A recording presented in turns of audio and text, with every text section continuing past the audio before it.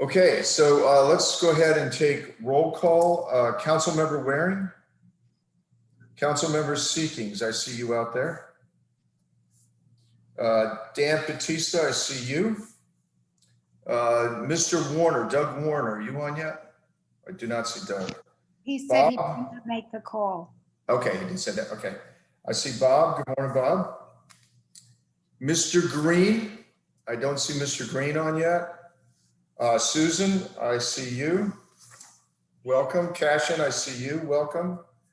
Kevin, welcome. Laura, welcome. Jordy, welcome. I don't see Dennis Frazier. Mr. Maybank, I see you. And then I see our chairperson, Mr. Morrison. I do see that we have a couple of guests this morning. We've got Mayor Tecklenburg is joining us, as well as Councilmember Jackson is joining us as well. And I don't know who MK is. So MK, I don't know if you want to identify yourself or. Sure. It's Martin Cliver. In the progress. Thanks. All right. So with that, I'll turn it over to you, Mr. Chairman, and perhaps maybe the mayor wants to say a few words before we kick off. Mayor Tecklenburg, I'll defer to you. I appreciate you joining us. Well, thank you, Mr. Chairman. I just wanted to sign on with y'all for a little while this morning and mostly thank you for all the time and effort, thought you're putting into this committee work. It's so important to our city's future. I've been getting updates from Mark and looking at the communications from Kaylin.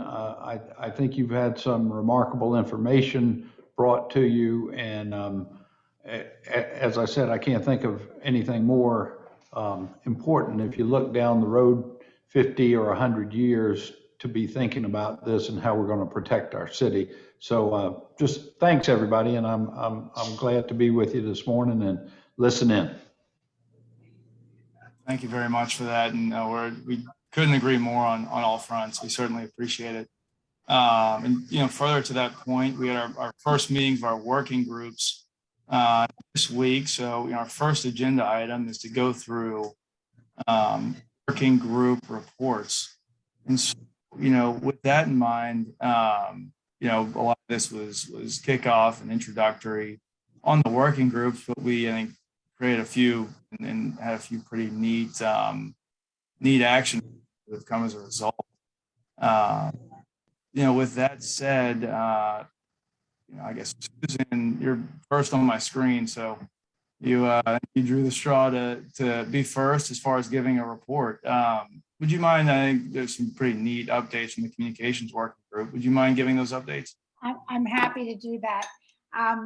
Thank you. And thanks for joining us, Mayor Tecklenburg. Doug Warner and Jordy and I met last Thursday, and we got right to work. It's a terrific couple of people to work with. We decided that we need to communicate better, which is a sort of standard thing that we hear in the city. And so rather than talking about it, we figured out what we needed to say and to whom rather quickly. And we determined that since the water management plan is in the works and will come before council, I guess, or be presented in a couple of weeks, that we wanted to produce on behalf of the advisory committee what Doug called a white paper. I think a white paper implies sort of a long treatise on something, but this is really going to be a kind of a one-pager that maybe could be folded in 4. And I did send out the copy that I wrote that we all agreed on to start to kick it off. The point is to try to bring both the public and the members of city council and others in the political world kind of up to date on what is going on here, because the information generally is spotty. Doug was terrific in coming forth and suggesting that we do this marketing tool, basically, of communication in the same way that he apparently produced for the Central Business District, which is an attractive 4-color piece that has, will have a map and some flooding information and some financial information in it, as well as you could see from the copy that I sent last night. I'm sorry it was so late. We weren't sure about when to send what. So we welcome any comments. The other thought that we have is that the advisory committee, which is going to be ongoing because this project is ongoing, should have its own website. And so we will begin to work on that. There was some discussion among us doing the communications or public relations, or however you want to describe this effort, long-term is a really lot of work. And the question was, who is actually going to do this work? And the suggestion was made that potentially we hire a local PR firm to help us with that. Of course, that involves budget, and I don't know if there is any budget, but that was a discussion on the table for the longer term, because we are, the three of us are not in a position to do all this communications work. There's a lot to it. And I can send you later a kind of an outline of what our business plan looked like. But communicating regularly and through various media, including social media, is going to be really important, because it's the public and our representatives in the city council and Columbia and elsewhere who are going to pay for this. Doug was very emphatic about the idea that we need to stress the financials here, and to try to break down and put on paper a kind of a ballpark figure of what a project and potentially other projects might cost our community over time. And I'll let him speak to that when he comes to our next meeting, but it's clear that property taxes, or some kind of, I know tax is a dirty word in South Carolina, but in order to survive, people have to take care of their community. And I think we need to be able to say that. It's been the giant elephant. It's been an elephant family in the living room since I started working on flooding. So we are now going to call it for what it is. We need to pay to take care of ourselves. So that will be part of this one-page publication, so to speak. And Doug said that either he or his group will be putting together a draft layout next week, and we can send that along to you for your comments. The copy that I wrote earlier, we all agreed on, and I welcome your comments between now and next week, anytime whenever you have a chance to read it. It is meant to be simply an overview of what sort of is going on in flooding now in Charleston. So that's where we are. And I'm anxious to hear from Laura and from Cashin about their committees, because we're going to be using information from them to communicate out there to the world. So thanks. If you have any questions, yell. Thank you, Susan. Not seeing anybody's hands. So if anybody has questions, please interrupt. But I was able to listen on the meeting. It was a great meeting. I think this 4-page document is going to incorporate a lot of what we learned so far, as well as a lot of the work product from the other working groups. And so I think it's exciting. It's something that, I think we heard about, or not to steal a piece of the thunder from your report, but I think we heard about in the Rosemont, the Rosemont tour and meeting was, hey, we really need something that is distilled and we can, summarize, we can easily understand. So I think that's going to be helpful, not just for the gentleman that made that comment in the meeting, but, I think for everybody. So I appreciate your hard work there. Cash, as regards to the funding, is it regards the funding group. Would you mind giving an update and summary of y'all's meeting? Absolutely. Good morning, everyone. Our funding working group met last Wednesday. So we feel like we have kind of a difficult task ahead of us, given the scope of the cost of the project. And so we decided that we really needed to learn from best practices from other successful projects, looking at other successful core projects, drawing from Jordy's work at the port and Barbara Melvin's work with their successful core project with the harbor deepening, other successful 3x3 flood mitigation projects, learning from how those were funded, Cedar Rapids and Norfolk, how that cost share split was conducted between local partners in the state, how was the non-federal sponsor cost share achieved for these projects, and how we can then apply those lessons to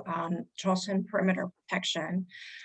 We also felt that we really need to, because of the cost of the project, that Charleston cannot bear this alone, that we really need to focus on creating a regional and a statewide need and approach to funding the project.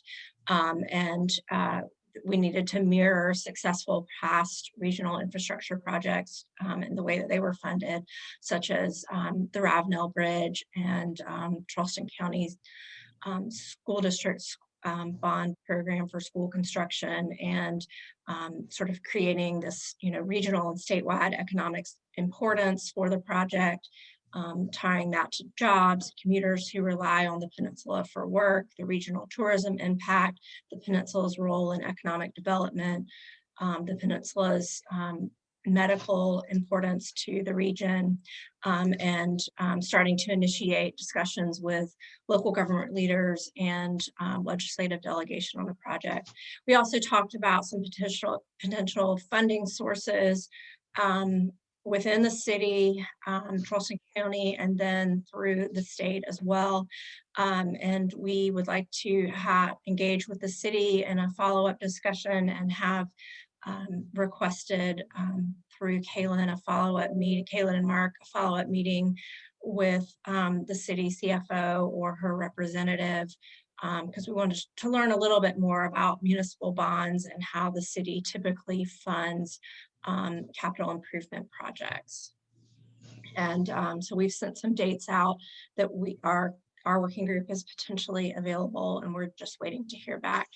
Hopefully we can secure that meeting sometime next week. Yeah, Cash, she's been on vacation all week. So I've got that on my to-do list when she gets back, to get back with some dates. She's out of town all week. And that was the discussion as it went, but we are sort of in fact-finding and research mode, and trying to learn some best practices from other projects that were successful here in South Carolina and other places, and how we can apply that knowledge to the task at hand. Thank you very much, Cash. And it was also able to listen on that. It was a great meeting, and good, like you said, good fact-finding, which important place to be right now, particularly as it relates to funding as well as everything else. Laura and Herbert as well. Laura, would you mind giving an update on the EIS committee and how our meeting and tour went as well? Or excuse me, the working, not committee. Yes, thank you. Happy to give a report on the EIS working group, Environmental Impact Statement Working Group. Kevin, Herbert, Cashin, and I are members of that group, and I will share some highlights and then ask them to add anything that I may have missed or correct anything that I got wrong. Our discussion revolved around kind of two different categories. Comments and suggestions that are specific to the EIS process itself, and then some other general observations. So with regard to some reflections on the Peninsula Perimeter Protection Plan and Environmental Impact Statement. Our first point that we want to underscore is that we need an environmental impact statement, a full environmental impact statement, and we need to better understand the date for its release to the public for review and comment. We also feel strongly that an EIS needs to give proper consideration to nature-based solutions, including an actual cost-benefit analysis. And that the Corps needs to commit to avoid and minimize impact to historic properties, both in the alignment and in the design of a perimeter protection system. We also believe that the Corps needs to look at the same amount of sea level rise that the city is looking at. We understand that there are constraints in the Corps' methodology, but there's a range at which they can look at sea level rise projections, and we believe that those projections should as closely match what the city is looking at as possible. And in addition, consideration of long-term questions about sea level rise beyond the 50 years.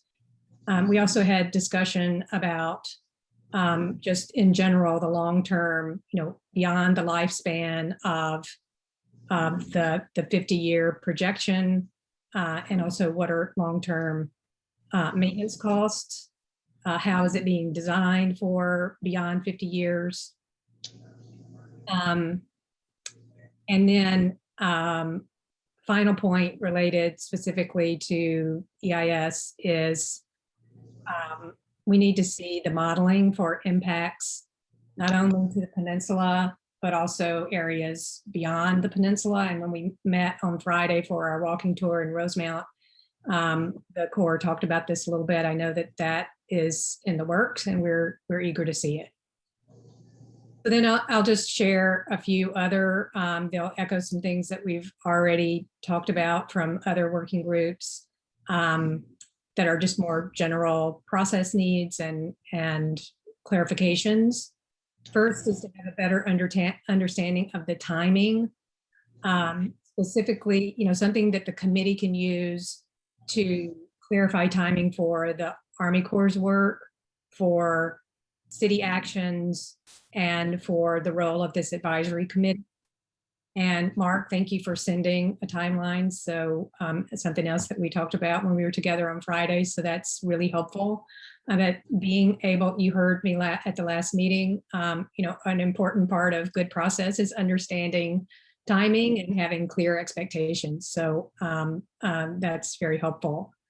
Another point that we talked about is that there's opportunity to get started on the community, the Rosemount Community Resilience Planning. I mean, that's my terminology, and you've heard Sherwood Design Engineers with their recommendations about how that could get started. That's not the only way, but it offers one pathway. But the point is, we don't have to wait for the Army Corps process to move forward to get started on that. And kind of related, but also broader than just that particular effort in the Rosemount community, is to keep in mind that there's a need to think about how the city will fund things that transcend what the Corps is going to cover. And also keep in mind that there's significant funding available now for green infrastructure. So thinking about a project like the Rosemount community and some resilience planning and the kind of federal resources and other kind of grant opportunities that are available, being able to start on that sooner than later, it would be something that our work group thinks is important. Okay, so work group, what did I miss? I think, good morning. Thank you for your report. I think you covered it all and in detail as to where our thinking is and what we need to further look at, how we can assess and maybe add or distract from all the planning that is necessary to make this successful. Great, thanks. especially including the Rosemount project. That will be in conjunction to what the overall plan is for mitigation. Herbert, do you want to provide any additional thoughts on that walking tour? Your take on it, or to me, it was great, and just to give the high level, the core, Herbert, Mark, Laura, a number of other folks met in the community center on the southern end of the Rosemont community, and had a great meeting. The core met and presented their plan and their thoughts, and to several community members, community leaders. And it was I think, very successful meeting. Then we went and walked the Rosemont community and talked about, from planning to practical. And I thought it was very productive and really interesting, and especially good to meet with, since you have waterfront homes saying, hey, here, marshfront homes, I should say, saying, hey, here's how I get impacted when we do have a flood tide or some sort of high tide, and here's the reality of it, and here's why. And so, Herbert, that was just a high level on it. I'd love to hear your thoughts on the detail on how it went, and your general take. Thank you, Agit. The tour itself, well, first of all, I want to thank everybody who helped put the list together and send out the invitation. And it was quite surprising and real appreciative to see the amount of people who came to participate in the walking tour. We met in, like you said, in the community center, and it was quite good to hear the input from the Army Corps as to their planning as to include Rosemount in the mitigation of the overall plan for storm surge and flooding protection, as well as the other entities, Laura's group. And there was a gentleman and a young lady, I can't remember their name, who they were, but they showed interest in looking at what we were doing as far as the tour and our planning. And as we walked the area and going down to the marsh area where the shoreline is, there were some residents that we were able to talk with, and like you said, they gave their input, which was added on to what we were looking at as to how important it is to include Rosemount in the planning and what we need to look at. The residents, I talked to them the day after, and some of them, and they were quite impressed with the idea that we came out to show interest in what we were planning on doing, and appreciated their input, allowing them to give their input as to what they felt about helping to try and give them a better sense of security, and that the city is willing to make plans to help them in mitigating any flooding or storm surge, to help protect and preserve that community. So overall, I was, in my concern, I was quite pleased, especially listening to the Army Corps, when in their statements, their language, and how they said that they were going to put that language about the mitigation for Rosemount in the documentary form. And so the community leaders and the residents were quite pleased, and so am I at this point. And again, I want to appreciate everybody for the names mentioned and for the names not mentioned. Your effort and participation is really appreciated. Thank you. Thank you, Herbert, for getting all that set up, and everybody else who contributed to that. And now, going through those working group reports, I think it's, unless anybody else has thoughts or comments on that subject, to transition to the recommendations for the perimeter protection system. Mr. Chairman, before we leave, could I ask a follow-up question about Rosemount and the feedback from the citizens there? I was, reason being, I was a little surprised when I met with one of the leaders a week ago from Rosemount. She asked me about the wall going around Rosemount. And I said, wait a minute, you know, I think for some time now, the Corps has been talking about not extending the wall up that far, but doing other forms of mitigation. Herbert, do you feel like it's pretty clear now to the citizens up there of the direction that the mitigation would occur in other means rather than having a wall around the neighborhood? Yeah, a lot of what we talked about, the citizens, residents there, is the environmental impact and the idea that they don't want to have the community walled off from the shoreline as to the sea, the marshland. And so in listening to what the suggested options are, they are more in tune to like appreciating one of those options that would work for Rosemount. I know one of the surveying teams, the Sherwood survey, they gave non-structural options as a way of mitigating the water. And Rosemount is like in agreement with that. They don't have the engineering skills or that kind of concept. So they are trusting the engineers to like look at what we suggest as far as a recommendation. Terrific, thank you. Could I offer a related observation, Mr. Mayor? It might be helpful for you to hear some of the things that we heard when we talked to residents during that walking tour. They're related to any perimeter protection planning, non-structural, you know, all the things that this committee is talking about. And also just have to do with the overall resilience of the community and things that they're experiencing right now.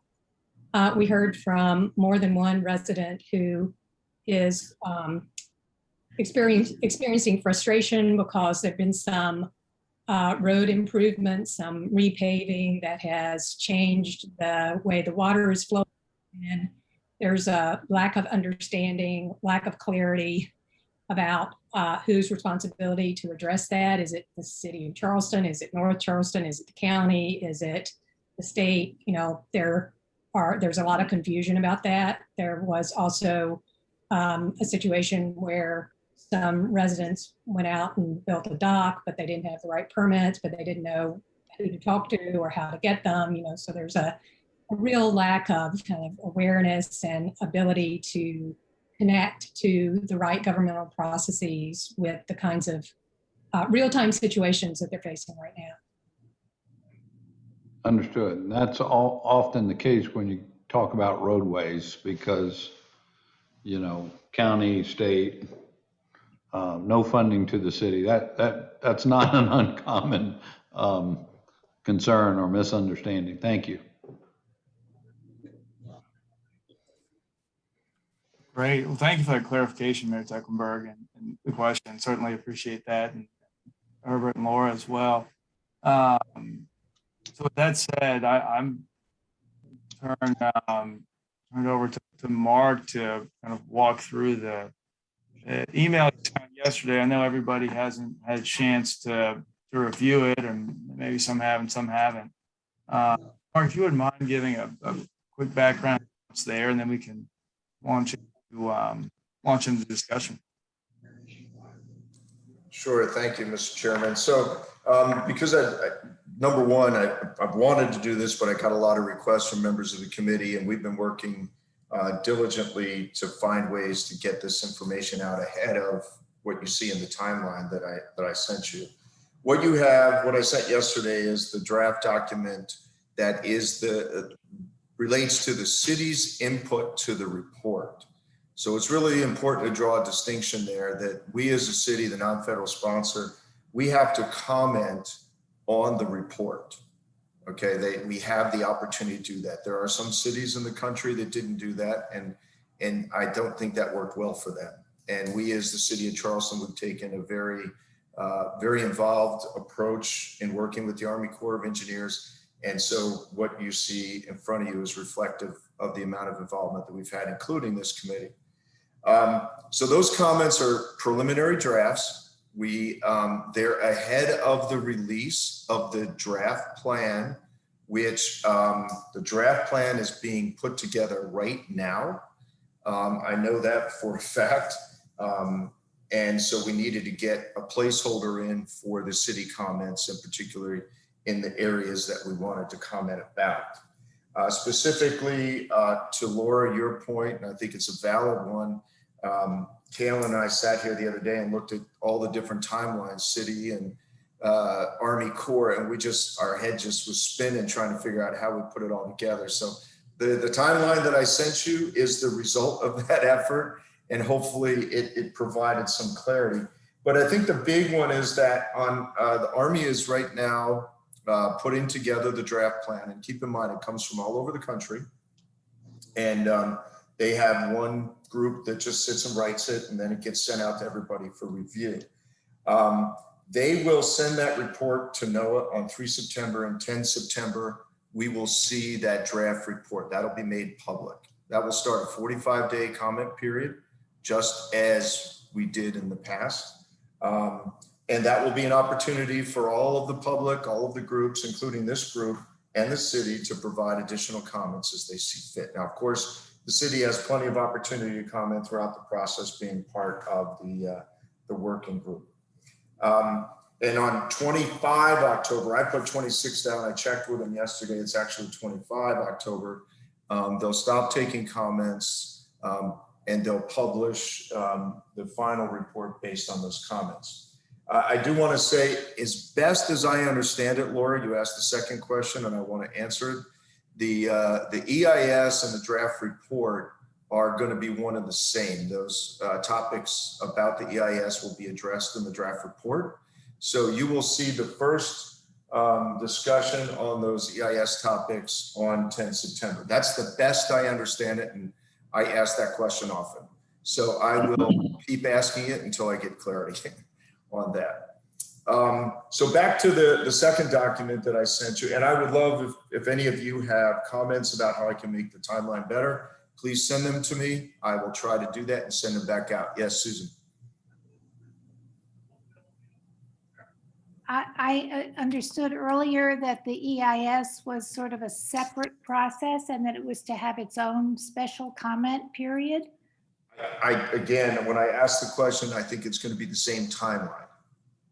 Separate documents, but same timeline. Yeah, that's my understanding, and they're integrated into one. I'm meeting with the leader of the EIS this afternoon at 2 o'clock, and I'll get clarity on that. Yeah, send us an email around when you clarification to share. Sure. Dan? My understanding had been that there was a 30-day comment period specific to the EIS, and then a 45-day comment period for the public specific to the draft plan. Yeah, I'll find out. Again, I've been asking questions and I just gave you the answer I got, but I could be wrong. Dan, you had your hand up? Yeah, quick question, Mark. Thanks for putting the timeline together. Very helpful. Where in the timeline, I remember you saying November was a very important date because at that point, that's where council needs to weigh in on whether or not to proceed. Does that come after the October 25th date? Or is that, Yes. At what point is it? We'll have to line that up with, I'll have to talk with the mayor, and we'll look at the, as the city council and the mayor work together to put their recommendations, the Army is going to be looking for a letter from us in November that two points. One's going to say whether we do or don't support the plan, and two is going to be, it's what they call a financial capability document. Those are the two documents. We had those in here. We took them out because we're just too busy. So we're thinking about creating a second one that addresses some of those issues. And again, I think it's great to have the timeline. My preference would be to have it all in one place. I think it could be helpful to be able to follow the decision tree and how it needs to work its way through the process. Okay, yeah, we'll make maybe a couple of page document to add some of the additional stuff. Mark, I think that's right, especially if we're going to make this all public and try to educate people the timeline and what's going to be happening, because local elected officials making a decision about how we're going to proceed. I think people need to know when that's coming up and give their input. Okay. Put in a plug for the working group. Oh, sorry, Mark. Just to jump in real quick before we move on. In an effort not to duplicate efforts, it could be good to work in conjunction with the communications working group in the creation of a 4-piece document. It's something that accomplishes all these goals and is already underway, and we can use to combine efforts there. So sorry to jump in. Just want to mention that before we transition. Thank Nope. you. I'm going to belabor the timeline point one more time, and then I promise I will let it go. And hey, good. I think if I'm understanding your point, part of the clear communication needs to be an understanding of major points in the timeline. I think that I agree with that. And so it's not a but, it's an and.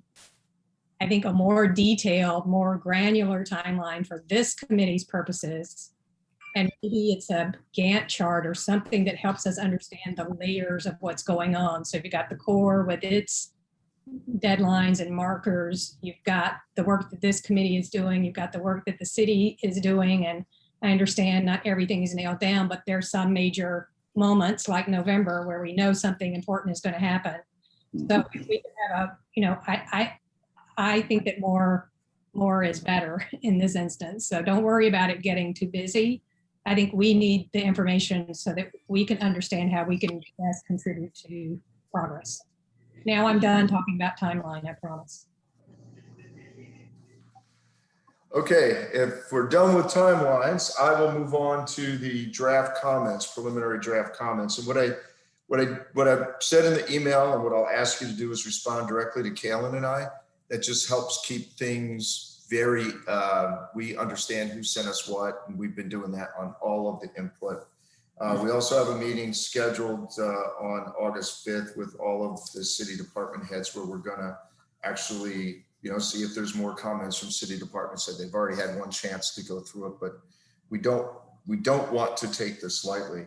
I did not want to go through these comments line by line because that would take several hours. But what I would like to do is just jump through and see if any of you, your reaction, your thoughts. I appreciate, Bob, what you sent back.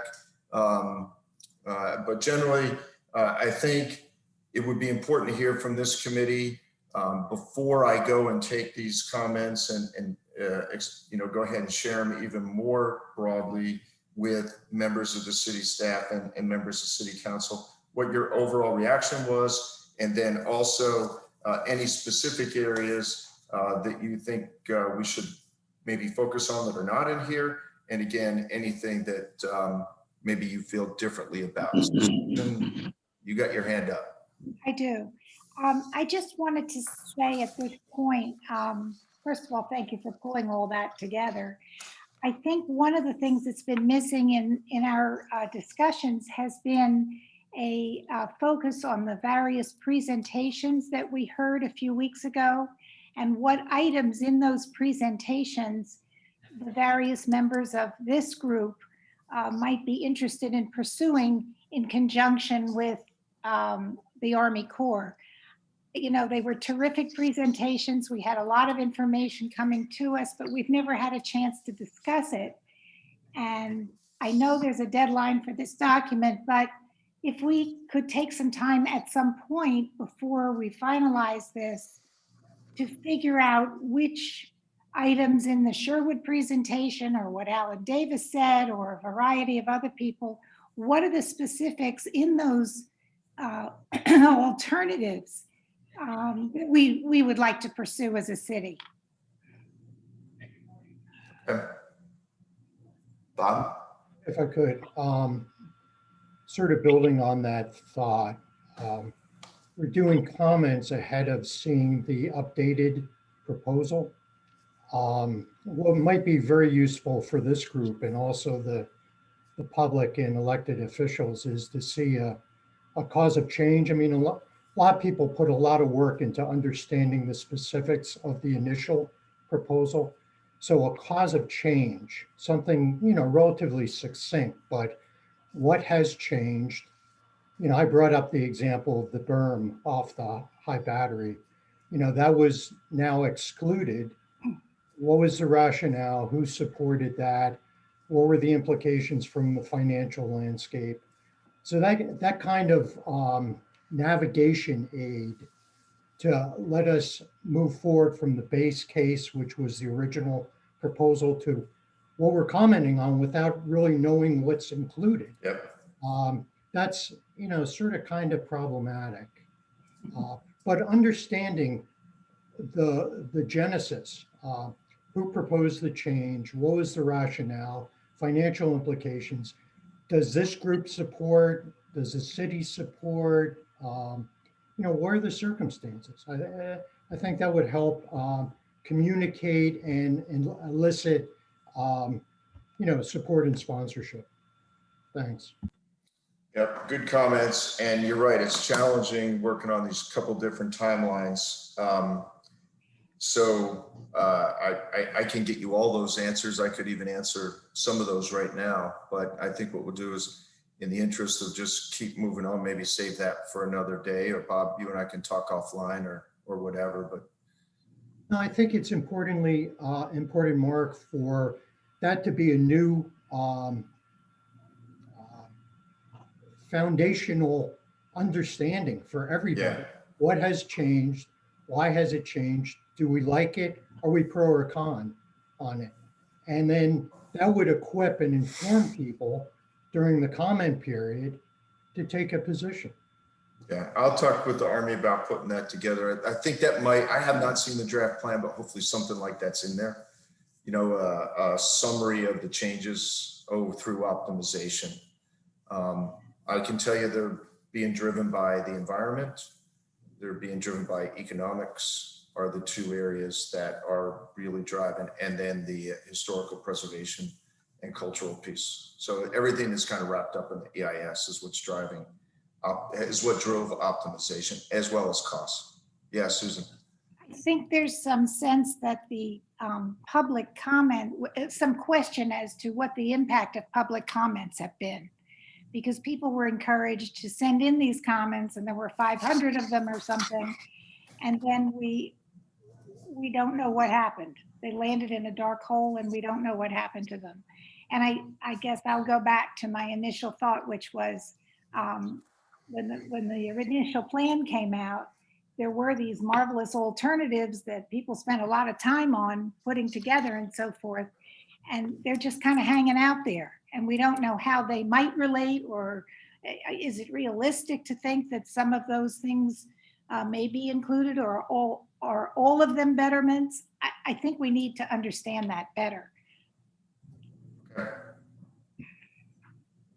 And this is good. I'll just mention maybe worth kind of pushing comments back until Mark's had a chance to go through the meat of the document that was sent out, just in an effort to help get all the thoughts out there as we continue our discussion. Mark, I didn't know if you wanted to go into any specifics on the document. Well, let me just say a couple things. One, the tone of the draft comments was specifically written to Susan, your concerns, which are, how do we capture those things? And what we're being told is those things are going to move to PED phase. They've spent $3.7 million federal dollars to date, and there is no money left for additional modeling. They cannot include things in the plan that they cannot model. So a good example is they can't just put things in. They have finished the modeling of the areas where we talk about unintended impact. And you heard up at Rosemont the other day about that. They put an answer to that on the frequently asked questions on their website. If they were to go and change the plan now, they'd have to go back and remodel everything that they've already modeled. So we, to take things from whether it's the Sherwood report or some of the other reports, the biohabitats report, they, by law, by regulation, they have to model it and prove that it works, it doesn't work, what the financial impacts are, and then what the effects would be around the area. So they just can't throw, and I'm not suggesting that you are insinuating, but things to be thrown in or put in, I don't like that word thrown, to be put in at the last minute is just not possible for them on their timeline. Those are things that we'd have to then reapproach and pad. And I think you saw in the document that I provided that we talk about that extensively because we want the opportunity to take a second look at those things. I think that I hear you. We hear you. We know that the Army is locked into its process. But for the city of Charleston and for this group to decide that we endorse A, B, or C, it's going to be difficult to say, yeah, well, that would be great if we can do that, and we'll discuss it in 3 years. You know, that's kind of hard to sell or to buy. Mark, I echo Susan's sentiments because in essence, there's been tremendous effort by this group to come up with ideas as to how to make this better. I mean, from nature-based solutions to what we can do with the Rosemont area. I think we have to be clear that the current alignment is what is moving forward into the PED phase. Just as you said, there's no more money for studies, there's no more modeling. So as wonderful as it's been to talk about all these opportunities, it seems to me as though we're asking to take a very big leap of faith that somewhere down the road, there'll be adjustments or realignment. And it just doesn't seem, the more I keep hearing about how rigid this process is, and again, we don't even know, it'll be great for our funding committee that Cashin's doing a phenomenal job leading to have a discussion with the CFO, because there's still an uncertainty as of, even if we like certain betterments, we have no idea what those would cost to fit into the understanding of what a 20, 30, 40, 50 year budget and cost schedule would look like. So I think that's my concerns. I think, Susan, I'm hearing the same thing from you and from Bob, that we need to understand what we're recommending. And I think what I'm hearing now is we're recommending what's on paper. And as much as we want to, address the environmental impacts and address the nature-based solutions and potential realignment and betterments, it seems as though that is something that we have no control over and is going to wind up after the fact, which I think is making it difficult for us to get our arms around making a recommendation at this point in time. Yeah, go ahead, Kevin.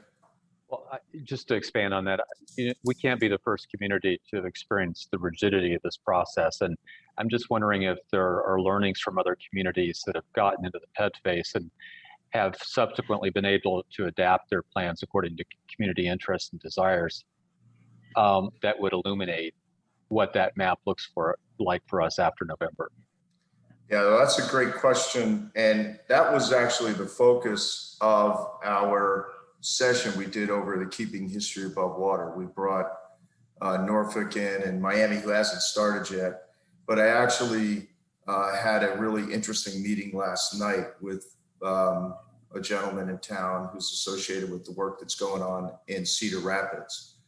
And so Cedar Rapids are having a very successful time doing what you just described, Kevin, moving things based on community input. Now, not all of it's free, but the community out there has been willing to pay to get things to move in different directions. In fact, because of the cost benefit analysis in Cedar Rapids, 1/2 of the project didn't make it on the cost benefit analysis. So the city funded the entire project just because of a environmental justice issue. So it was two sides of the river.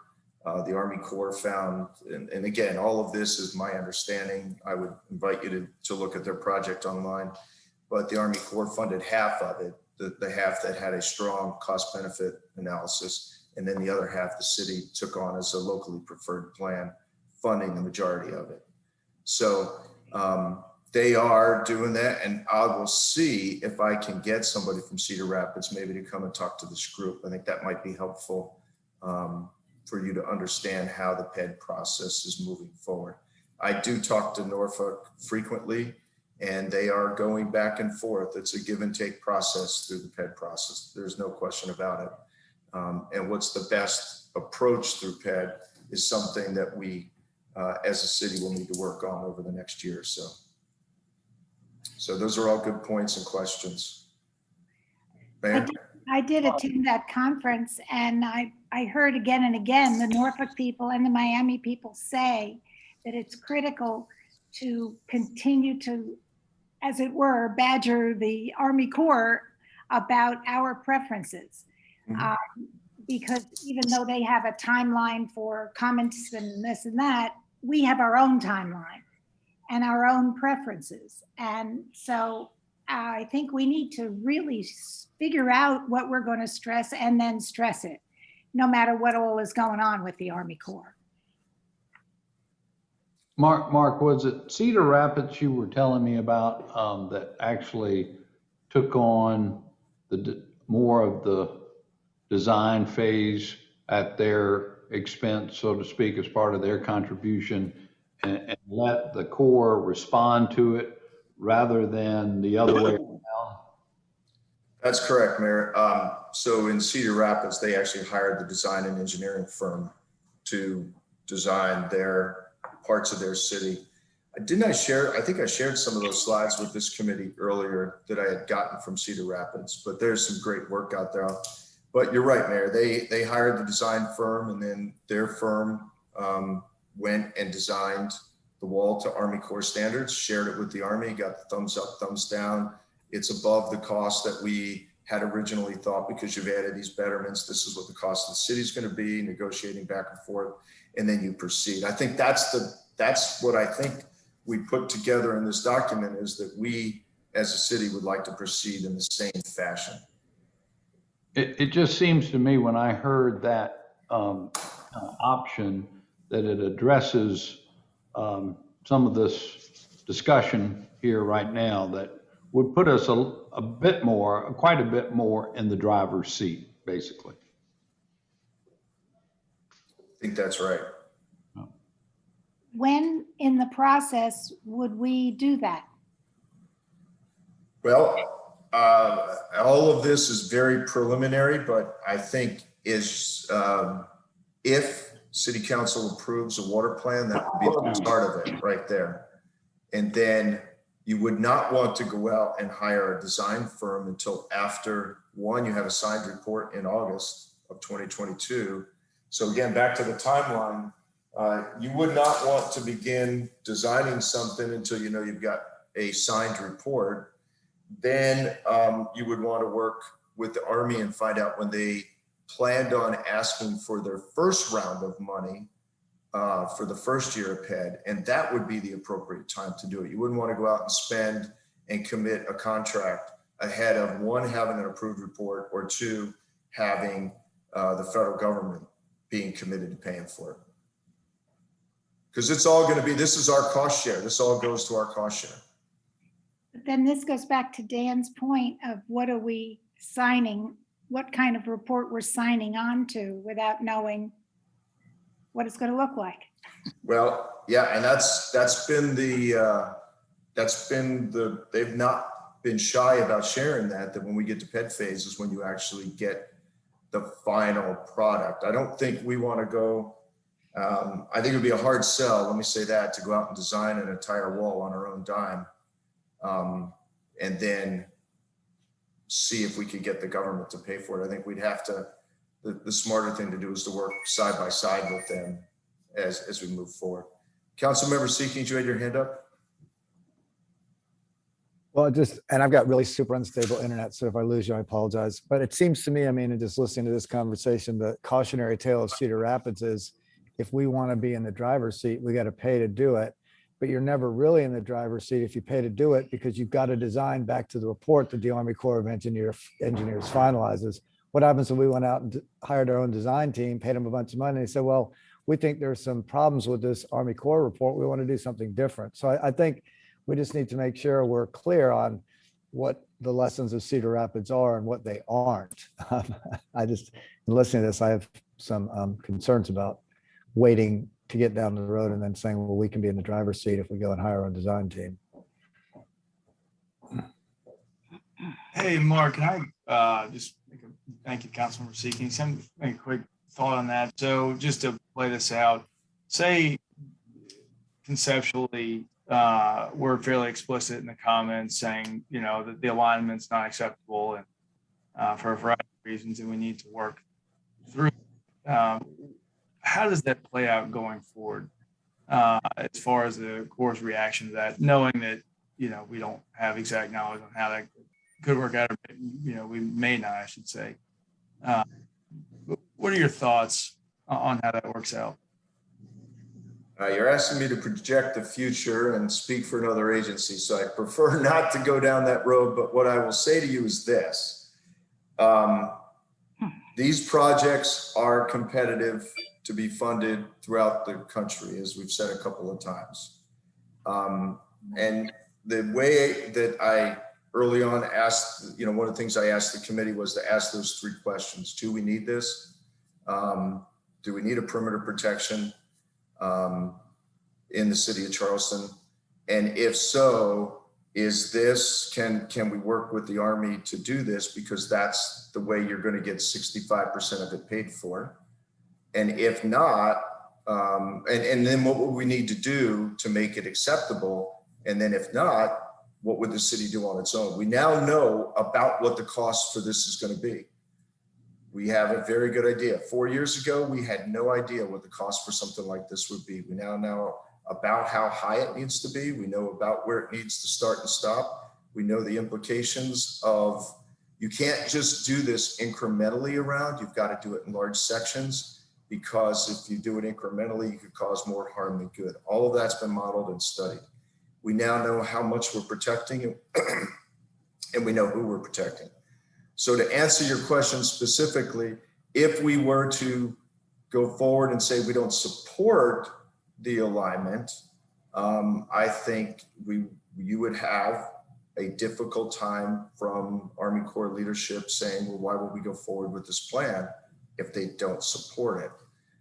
So our tact has been working with the Army. We've not been shy about this. It was very clear in both the perimeter protection analysis report from Wagner and Ball and those specific questions that they asked, as well as the beekeeping history above water, that we will work with them. We'll have to work with them through the PED phase to ensure that we get the best that we can hope for as a city. That line on the map right now is, and they've said this publicly, this is not me making this, this is them publicly. That line on the map is decide what they're protecting versus what they're not protecting and what the cost of that approximately would be. We don't know, and again, we don't know where that exact line is going to be until we begin to put and start digging and finding what we find. As soon as we dig, what kind of real estate we're able to acquire. That's all on the city. And one thing it's important to note, all of that goes towards our cost share. So in terms of an exact alignment, you're not going to get an exact alignment ahead of the PED phase because of all of those variables. And if I were to sit here and tell you you could, I would just be making that up, and I'm not going to do that. Dan. You know, it's a great point, because I think overall, when you think about this project, I think currently the projection is that the city share is roughly 600 million. And that's before taking into account what we would encounter once we start getting into the ground, which, by the way, I can guarantee you we're going to encounter a lot of different things that would move things around. And also the real estate acquisition. So we could be looking at $1 billion+ of a city investment. I think the question for this committee would be, is the best alternative to build a perimeter wall or to invest $1 billion in other infrastructure that could be the result of what is garnered from the water management plan? Because now we're talking about significant costs that could be utilized in a better fashion. I will only offer that the first thing that a water management plan is going to tell you is you need a perimeter protection system. We've got that already from 2 reports, both the Dutch dialogues and the perimeter protection analysis both came to the conclusion that you need a perimeter protection system if you want to remain on the peninsula. So that came from 2 outside sources, different, same firm, but different groups of people. Can I echo sort of what Dan is saying? Would it be possible to put together a side-by-side financial analysis of what the Army Corps perimeter protection plan in its general format affords us, and what our own potential planning and design could possibly afford us that looks more like us than what we think the Army Corps might look like? You know, there are a lot of ifs there, but is there a way to put it side by side so that we understand better how our $1 billion could be spent? I just want to say, I think we need to be careful saying that it's going to cost us $1 billion. It's going to be significantly less than $1 billion. So it was about 600 or 500 million before optimization, and that's going to come down significantly. So I would just be careful on a public meeting saying it's going to cost us $1 billion when we have nothing to base that on, other than just. I agree, Mark. We have nothing to base on. You have no basis to say it's going to go down. Either or. Hey, everybody, I think that there's a couple points getting missed here in this discussion. I just want to kind of restart a foundation for this. Number one is, you're right. We don't, I mean, everybody's right here. Nobody knows the exact dollar amount. That's still obviously getting worked, not even at a fine-tuned level at this point, but at a high level as far as overall scope. I think that's what both Mark and Dan and Susan are all referring to is really the scope as opposed to fine-tuning the exact cost. Number one. And number two, just to, again, relay the foundation for this conversation. And number two is that we need to, I think the timeline plays in a very important way to this as far as what cost outlays happen at what time. So for example, the PED phase, obviously a very important part of that is designing. But I'd argue just as important, if not more important, is understanding what our infrastructure in place looks like now, so that we can make a logic decision as far as what to do to determine that scope. And it's something that, you know, we have some of the information, not have all of it as far as what our current stormwater and storm management and water management infrastructure looks like on the peninsula right now. And so, you know, in my mind, that number is a lot less than whether it's 500 million, 250 million, or whatever the number is. And I think getting that engineering is an important piece to that. And that's just one example, right, as we go through these phases. So the next, 50 years to create a 75-year overall system. So, yeah, point being there, I think that's an important piece to take into consideration as we have this conversation, is the timing of expenditures and how it relates and at what point we can opt out as it goes through the process after certain expenditures. So anyway, I just want to jump in and make that point as we discuss total dollar amounts, and I think it's a relevant one. Yeah, you will see, thank you, Haygood. You will see in the draft plan when it comes out, the updated cost figures. And it's important to keep in mind, since the tentative selective plan was released, their goal has been to reduce costs. Okay, that's part of optimization. That's their charge from Congress to go through and look at this and see to make sure that they're doing the best for the federal interest. So again, I wish I wish I had the numbers and I could sit here and show you the numbers, but you'll get a chance to see them all on September 10th. Mark, can I make a comment? Sure. Based on what I'm hearing and from what I've observed about cost, in the future, it always goes up. So let's kind of like, for me, get that out of the way. Mhm. The other thing that I'm looking at is like hearing Sue and Dan and what we're looking at as far as what this committee is supposed to do, sign off on something. And we're making the statement that there may be something possibly we can use other than just the Army Corps of Engineers rendition. And if that is so, I'd hate to buy a horse that I haven't really seen or evaluated and looked at and turned it upside down, et cetera, et cetera, et cetera, et cetera. I think what Sue had recommended as far as a timeline, I think that will allow us an opportunity to do some research and come up with something that will allow us to feel good about what we are really going to put our dollars to than just on the Army Corps of Engineers. And that's not a knock against them and their capabilities and the quality of what they produce.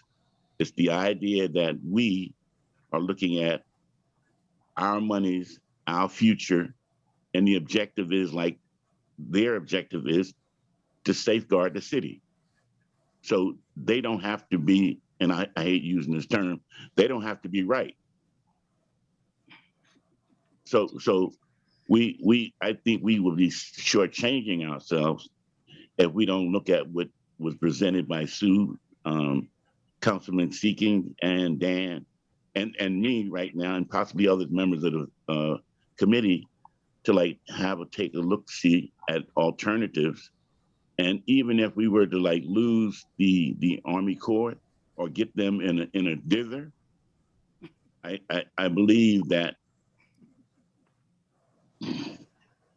I'm not going to say we can't do without them, but let's look at our options as to. I hate going in the dark about something, and I'm just making that clear to the committee about what we're talking about. My point of view.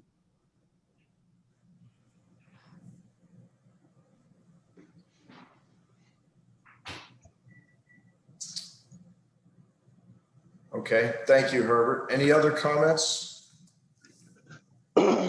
Yeah, Councilmember Waring, good to see you. Yeah, thank you, Mark. I mean, I've been listening in the whole time since I signed on, but I think it's a twofold strategy. I certainly appreciate all the comments. I mean, we're really getting down to the nuts and bolts, but I'd like to know what's going to be our strategy to raise our match. At what point in time, because that's going to have to be done. We're going to have to raise money in the event that the Corps does come through with funding, or in the case that Mr. Drayton just said, somehow if that falls through, I mean, the answer can't be do nothing. So at what point in time do we have a strategy to go out and raise our 600 or whatever it is, 500 million, 600 million, 700 million match?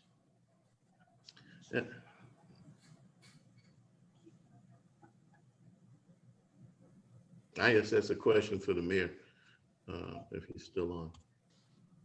Yeah, I see that there he is.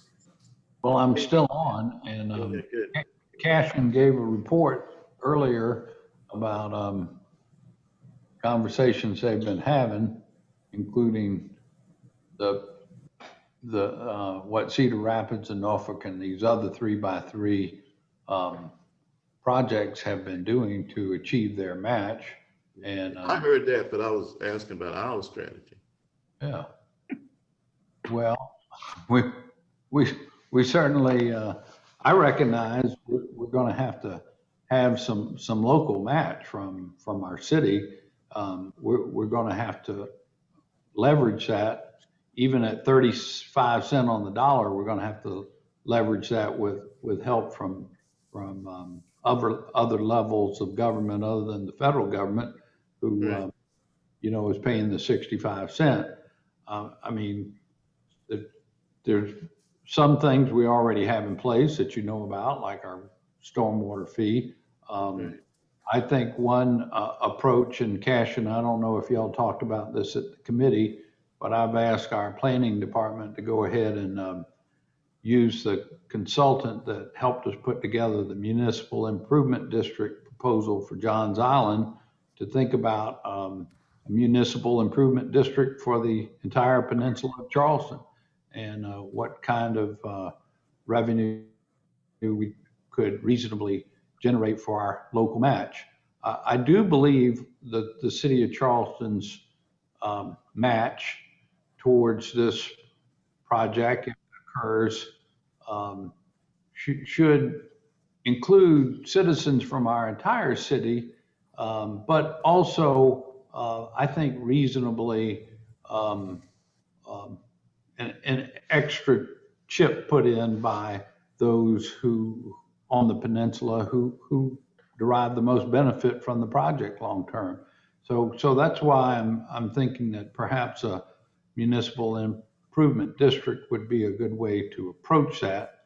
Kind of have one level that's helped to be paid for by Peninsula residents, and then another level either through the stormwater fee or millage that's borne by the city as a whole. But it's clear to me, even to get to our 35 cent, we've got to have the county and the state helping us. And that, Herbert, I hear you loud and clear, and I'm not saying we can't protect the city long-term without the federal government, but boy, having that 65 cent really will make a difference in the long run. Yeah, Mr. Mayor, I didn't mean to.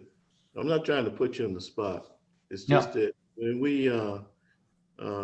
when I say we in the Low Country, the Tri-County area, metro area, when we have had large capital infrastructure projects, the answer has been half-cent sales tax.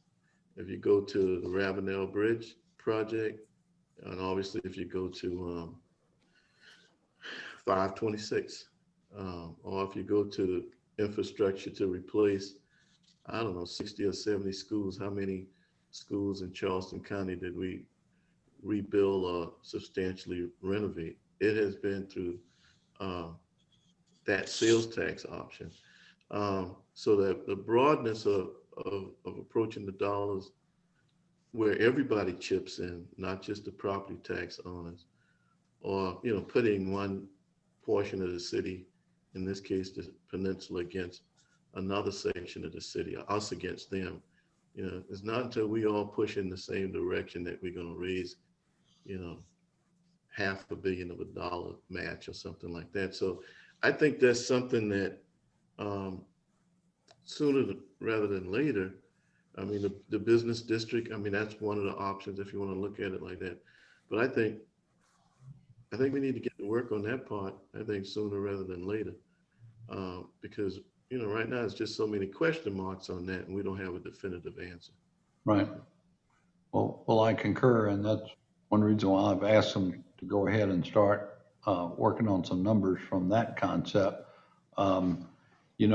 The half-cent county tax on the sales tax, I think would require a new referendum because of the limitations of the language from that prior. It does allow for some money to go to drainage, but in my research and reading of it, and our legal team's reading of it, only if it's related to a road project and not a standalone, drainage or perimeter protection of this sort. And that's not to say we don't go to the county and ask them to float it to the citizens, but I kind of think it's one of those things where to expect the county and the state to have a stake in this game, we got to put our own stake down first and let them know what we're going to be doing to raise funds within our own city. They're going to want to see that before we go to the countywide voters and ask them for additional help. That would be my thinking. Couldn't agree more. Thank you. Do you think that planning consultant who knows about the municipal district could come and talk to this committee so that we get some idea about how that stuff works? Sure. Yes, ma'am. Mark, what do you think? Yeah, I will certainly ask him. I don't know if he'd charge us, but I will certainly ask him. We're so nice. Mark, who is it? We're really nice. Mark, who is it? I think he's on the payroll already, so to speak. Yeah. Good. Yeah. I don't remember his name right now, Dan. Wilson. Dad Wilson. Dad Wilson. Yeah. From Unicap? He's Yeah. from Unicap. Okay. Yeah. Let me just jump back to something that we were talking about in a minute, if I could, real quick. And I know Alan Davis is still on the line. So back to the whole design of this and what this looks like. We in the city of Charleston have been breaking new ground with the Army Corps of Engineers on that topic. At least that's what they're telling us. And Alan Davis, if he's still there, and I think he is, has been working. He's been putting a ton of hours in working with the Army Corps of Engineers on this very topic, and is doing things that really, quite frankly, haven't been done before to ensure that, one, there's an opportunity for mitigation costs associated with the project, and two, but really to put the city of Charleston, to put folks on notice that the city of Charleston is who it is, and we are who we are, and we design things the way we design them. So I'm going to be quiet and just ask Alan if you can take 5 minutes and just talk about your work, because it's really groundbreaking, some of the stuff he's been doing. Yeah, thanks, Mark. I really appreciate that shout out. We have been doing a lot of work since the beginning of the project. This is very important in terms of design. I reiterated the importance of urban design and our involvement in the project at the Keeping History Above Water panel that I was on. As everyone knows, the Civic Design Center is in charge of protecting the public realm and implementing the 1999 downtown plan and implementing the mayor's vision for civic design in the city of Charleston. Stepping back a little bit, we were really successful in influencing the project costs relative to the potential for aesthetic mitigation, working with the landscape architect on the Corps of Engineers, using what's called the VRAP system, a visual impact assessment or something or other. It's very technical, but we were able to arrive at a determination that there would be a significant impact. And working with that landscape architect and a cost estimator on the Corps side, we were able to inject some very basic ideas, and some of them very progressive and ambitious ideas about how to make the wall fit better in Charleston, just so that we can get that accounted for in the cost estimate, which is also informative to the Corps and its teams that will be working with us in PED, that we do have those high expectations for design, and we are going to want to see this fit better in the peninsula, whether it's in the historic district or not. So we were able to sort of inject that message, but also those ideas, and influence the cost estimate overall, which I understand you'll be seeing in the future, the final cost and how that shook out. The other thing that we've done is, in addition to the great work that Mark has done to lead what's called the non-federal sponsor views portion of the report, which I think we've just gone over today, we've contributed our own ideas that are rather granular, really digging down in the details relative to what is the streetscape like around the gates and elevating standards for that. Reiterating the importance of design in Charleston, both the legacy of our design, but also the value of design. For example, what we ask our private sector partners to do when they build a wall or put a building along the street, but also protecting that public realm, making sure that the investments that we in the private sector have made on development, buildings that are along the street, are not interrupted or even harmed by the presence of a plain concrete wall in the public realm, on the sidewalk, in front of their business, for example, things like that. Really digging down deep and being a little proactive on making sure that the Army Corps knows that, we have those high expectations for design. And so I provided that in a memo to Mark, and we're all kind of digesting that internally. The next thing that we're going to be doing is producing one of our design division report booklets. And it's just sort of a standalone booklet that we do for all of our projects.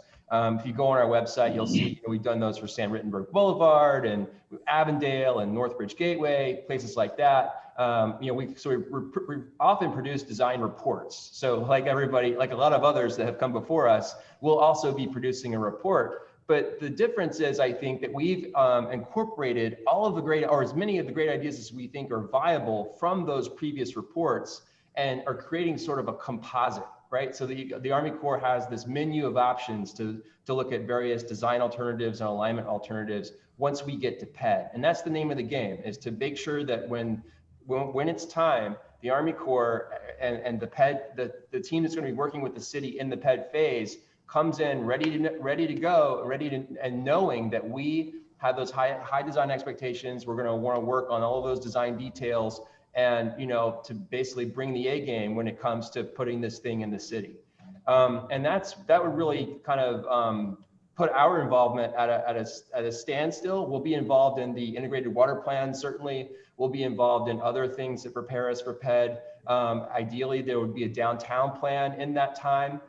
Something that I've said before, as you guys know, is sorely needed because our current downtown plan is really out of date.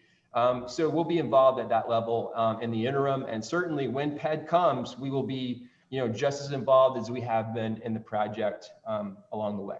So thank you. Thank you, Alan. I hope that addresses some of the concerns that we were hearing. We have been really engaged on that front. We've pushed the Army probably beyond where they've been, where they've ever been before in this kind of work at this phase. And so we tried to highlight that at the Keeping History Above Water conference, where we had the Army as well as everyone else out there talking about how you get through this. So I will continue to push that. I think everyone in the city will. All the way up until November as we push to get what would be the final report. And I think, Bob, you have your hand raised. Yeah, thanks, Mark. Thanks, Alan. That was certainly informative. From a architecture standpoint in the decision-making, so PED is going to be very dynamic. There's a tension between betterment and adjustments to the Army Corps' plan.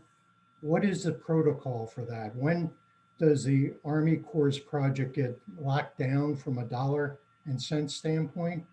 All these enhancements that we're talking about, what is the methodology to determine whose dime that is?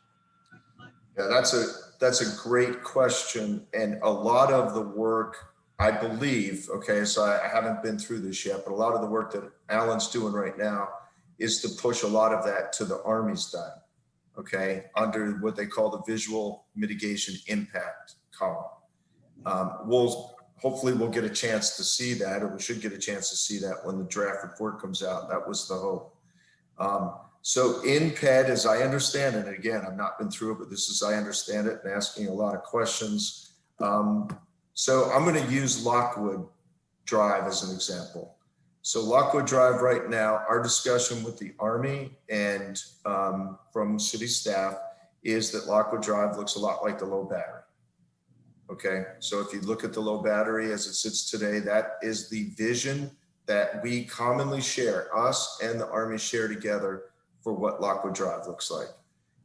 As close as we can make it to the low battery that's being rebuilt would be the goal for both the city and the Army Corps. That is, that's what we're heading into this. Now the questions become, how do you access it? Who pays for any rails that go on it? Who pays for any street lights that might want to go on it? Those are questions that when you get into PED that you're going to end up going back and forth on.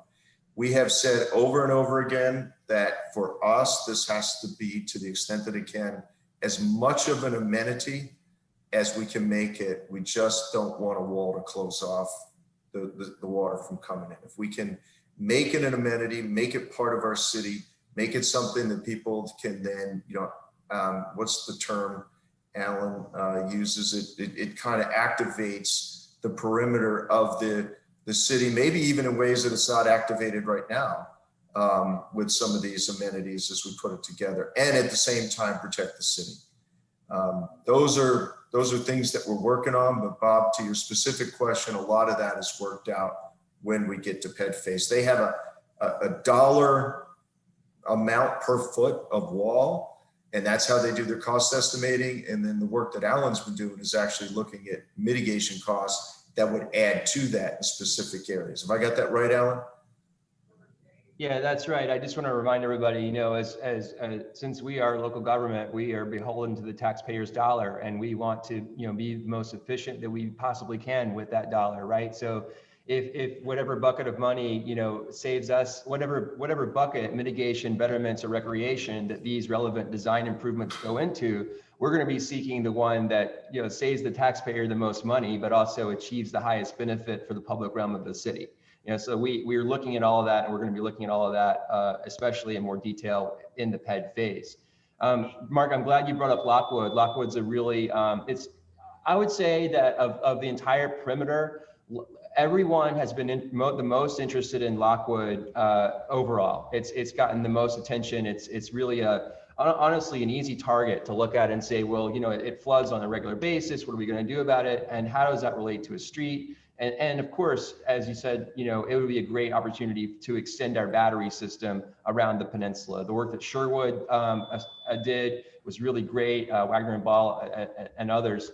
Lockwood in itself will be a design decision that needs to be made, a design configuration to overcome, not an alignment decision. We agree with the alignment. There are other places on the perimeter that we think the alignment should be adjusted or reconsidered. For example, around the port and some of the gates that are around the medical district. And we'll have to sort of see what happens when we change that alignment and how to integrate the wall into the city when the alignment is changed in its new location, wherever we can find room to accommodate it. But back to Lockwood, Lockwood's going to be an interesting case because while the Corps has proposed a battery-like typology, it has a little bit further to go before it's like our low battery. And that's where we come in, okay? So we can get to talk about the transitions to the city, opportunities for landscape, stairs and ramps and railing compositions, materiality, connections to adjacent streets, everything that we've done for low battery that we're constructing today, we're gonna do the same thing, if not better, on Lockwood, right? We hold ourselves to that high standard. The difference is going to be the elevation that we have to get up to. So we're, it's a little bit higher of a stair system, it's a little bit steeper of a ramp, things like that. The Army Corps knows that we are going to want to look at that. They know that by working with us over the past few years. They know that by things that we have written down, so that when PED comes, they know that, okay, we have this Lockwood typology, but the city's going to want it to be a little bit better. Let's work with them to make it as good as it can possibly be. So that's a good example on how we're going to approach PED. I can go into more details about, the adjacency to the right of way and having to work with SCDOT and all of that, but I'll spare the details for this moment. Thank you, Alan. I just wanted to provide to all of you, a glimpse into the work that Alan's been doing and we've been doing over the last couple of years. All of your concerns, or the concerns that I just heard, we've been working on and putting those into place, trying to get to push the process as far as we possibly can at this point to get answers that I think you and everybody else in the city, wants some assurances on. And our goal is to get the maximum assurances that we can get at this space. Susan. One more question. Alan just said he's got a memo in the works to you about a lot of these design things. I wonder if we could see that so we could get a better idea of what that looks like. Yeah, I have not finished reading all of it yet, but once I finish reading all of it, if Alan doesn't mind, I don't mind sharing it with everybody either. Yeah, Dan. You're on mute, Dan. Oh, I'm sorry. Yeah, Mark, so I know about 40 minutes ago, you were going to get into the statement from the city, and I think we got sidetracked. But if I remember correctly from your correspondence, this draft document is something that is going to be included in the September 10th draft report, correct? This is something, the document that you all have is the base document. It's probably going to be modified before the 10 September release, but it's the base document, yes. So my question is, this is a drafted document. Is this go through city council for their approval to be included in that draft feasibility report? The goal would be to get it to city council before 10 September. I'm going to leave that. The mayor and I haven't talked about that yet, but I can assure you that the first thing any city council member is going to ask me is, what did this committee say? It would be premature to take it to a city council member without, we've got a committee of city council that hasn't even commented on it. I just want to make, my question is, before anything gets incorporated with the report for the core, city council will in essence bless that or approve it. Certainly between, yeah, and I think, Dan, just to be clear, there's that 45-day window there. I think it's also helpful for everyone to see the report in total as they consider what the final comments would be. Because I think the point was raised earlier, we're commenting on something that is, we haven't seen the draft report yet. Well, Mark, I need to sign off for a meeting. Yeah. Chairman and committee members, thank you again. This conversation has been fascinating. And we have a lot more work to do, particularly after September 10 when the work comes out.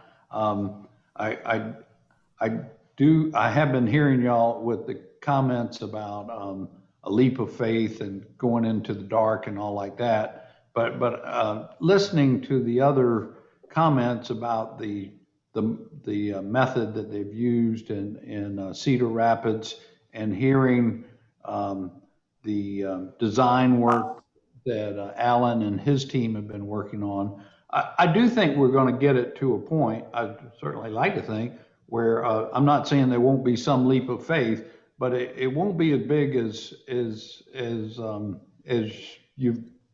you think, because we'll have those design guidelines in place. We will have the ability to hire our own designer and an engineering firm to present to the Corps rather than the other way around. So I do feel like it's gonna, it doesn't take all the uncertainty out of all this, but it does put us a little more in the driver's seat, which is a good thing. So with that thought, I got to sign off. I'll talk to y'all soon. Thank you. Thank you very much, Mayor. Yeah, Thank you, Mayor.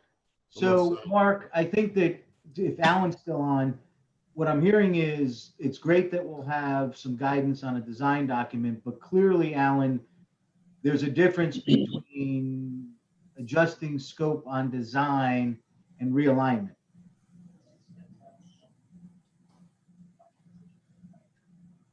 Alan, oh, never mind. Sorry, I saw your note, Alan. Didn't mean to jump in there. Go for it. Yeah, we do have to jump in just a moment. That is a great question. I propose that you allow Mark and I to get together to learn more about the implications of what it would be required to make these more ambitious realignments as opposed to just calibrating a design in a current alignment before I can answer that question. So we have a little bit more information to get. Yeah, and I agree with Alan. We can get more information, but I can answer just on it very, very quickly. One, does it impact the environment? Is question one. And two, does it change the benefits?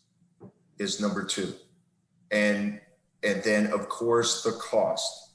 The environment is part of the EIS, and therefore many agencies are going to have to sign off on the wall alignment as if it were to cause additional taking of wetlands, or if it were to involve additional, damage to the wetlands to construct or whatever. The second thing would be, does it change the benefits? And then if the answer is no to both of those, then is there additional cost for the city to do it? And that would be considered a betterment for the city to do it.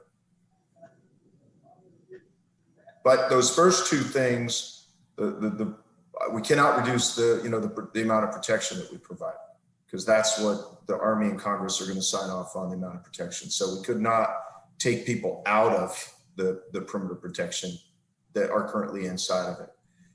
And we could not go and grab a whole bunch more, and I don't think anybody on this call is saying it, a whole bunch more wetlands to move the alignment without going through the relevant legal processes in order to do that. So, the EIS process, the processes that are in place to protect the environment, to protect the people, are the things that the Army used to optimize their plan. And then any additional costs if we were to move it slightly left or right. I know the port is a big area of concern for a lot of people. And I addressed that specifically in the comments where, we're going to negotiate that line moving. We're just going to, it's not going to stay where it is around Union Pier because the port doesn't want it there. We don't want it there. We want to find a way to move it out closer to the water's edge. So that's a negotiation that we're going to have over the next several months. And hopefully by the time we get to PED and real estate acquisition, we can go to the Army and say, hey, look, we've successfully got the required real estate easements to be able to move it. Jordy, did you want to jump in on that? Yeah, I just wanted to comment on that, Mark, and say, thank you to you and the city for recognizing that the alignment as proposed is not acceptable to us, and continuing to work with you all to find a way forward on that front. We appreciate the partnership along those lines. I do want to echo what Dan was saying, the concern about how this process works with commenting on the plan as it's proposed, and then it not being a possibility for, whatever the desired outcome is from this group and from the port and from the city, and how it looks in the end. So that is just an area that I want to be, tread very carefully on and make sure that we understand exactly how that works and what the options are there. So yeah, thank you, Jordy. One of the things this has done, and Mr. Chairman, maybe you and I should have a discussion. Maybe we want to push back some of the recommendation dates till after the draft report comes out. It's something we could discuss, maybe provide updates without hard recommendations. That might be something that we can talk about and then bring it back. I think that makes sense. I'm just hearing a lot of, questions about various aspects, not the least of which are funding and alignment. So I think that makes a lot of sense. Mm-hmm. Yeah, when you start putting timelines down, things become a little bit clearer. Okay, it's 11:10. Do you want to keep going, Mr. Chairman, or?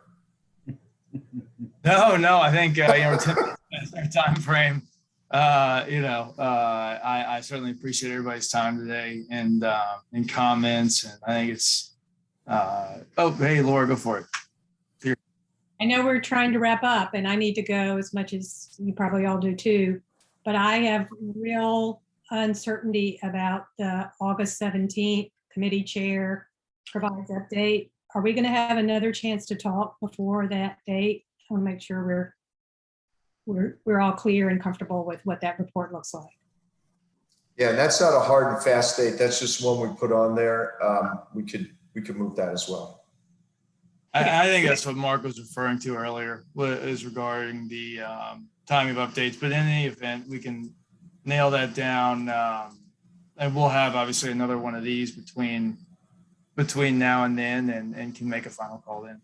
Yeah, and I'm supportive of updates being the operative there. Okay. Are we scheduled to meet again on the 11th, according to this schedule? Yes. Okay. 2 weeks from today, if that's the 11th, that's the time we're scheduled to meet. And we're going to do the same thing, 9:30 to 11? Yeah, we could go for 2 or 3 hours. I love this group. I just wish we were all in the same room together. There's a lot of power being in the same room together. We discovered that last week. But thank you all. Please continue to send comments to me as you have them. What happens after September 10th and you retire? You've got Dale Morris will be standing side by side with me for the week ahead of it. And of course, Dale and I talk almost every day. So he will take your role here? He will. Yep. Thank you. Yep. And we do talk about every day. And actually, he'll probably be on the August 11th meeting. Terrific. Good to know. Yep. Thank you, Mr. Chairman. Thank you, Mark. Thank you, Yep. committee. I want to apologize. One last comment. I'm going to apologize in advance. I am solo this week, so it's going to take me a while to get the report posted. Just because I'm not as fast as Kalen, and I'm going to have to go back and review the video in order to get the comments right. So I apologize in advance. Oh, understood. Understood. Thank you. I have it on VHS as well if needed. Okay. Thanks. Just kidding. Bye-bye. Thank you very much. Have a great day.